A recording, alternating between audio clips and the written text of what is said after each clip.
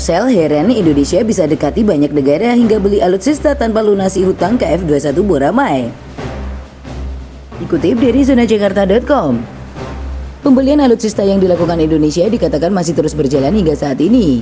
Yang terbaru, menurut Defense Security Asia, pada akhir Maret 2024 lalu, Indonesia membeli kapal patroli PPA Paolo Taon dari Fincantieri, Italia. Tidak hanya itu, Indonesia juga baru saja membeli 2 kapal selam kelas Scorpion dari Perancis pada 3 April 2024. Namun sebelumnya Indonesia juga banyak mencapai kesepakatan dan melakukan tawar-menawar berbagai alutsista. Menurut Asia Pacific Defense Forum, sejak menjabat pada September 2019, Menteri Pertahanan Prabowo Subianto telah beberapa kali mengunjungi negara produsen senjata. Sebagian besar negara yang dikunjungi nampaknya berusaha memasukkan senjata produksi dalam negeri ke Indonesia dengan menjanjikan pinjaman berbunga rendah dan transfer teknologi. Negara-negara pengekspor senjata berada dalam situasi di mana mereka harus menghadapi persaingan yang sangat ketat. Pada 10 Februari 2022, Kementerian Pertahanan RI menyetujui pembelian 42 jet tempur Rafale dari perusahaan penerbangan dan pertahanan Prancis Dassault.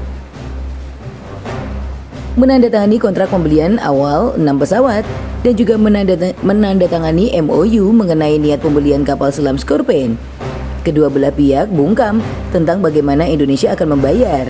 Namun para ahli berspekulasi bahwa Prancis mungkin telah memberikan pinjaman berbunga rendah dan jangka panjang. Rusia juga disebut berniat mempertimbangkan untuk memasok jet tempur Sukhoi Su-35 ke Indonesia secara gratis meski mendapat tantangan keras dari Amerika Serikat. Terdapat analisis baik di dalam maupun di luar industri bahwa Korea Selatan juga memerlukan strategi respon yang mendalam. Menurut Hanin Post, ketidakpastian mengenai proyek pengembangan bersama KF21 yang sangat menarik perhatian telah teratasi dengan negosiasi ulang retribusi pada November tahun lalu. Jang Yeon-soo, Atasé Pertahanan di Kedutaan Besar Indonesia, mengatakan pengembangan KF21 akan selesai pada tahun 2026. Impor pesawat tempur Indonesia yang sudah jadi harus dipisahkan dari proyek pengembangan bersama KF21.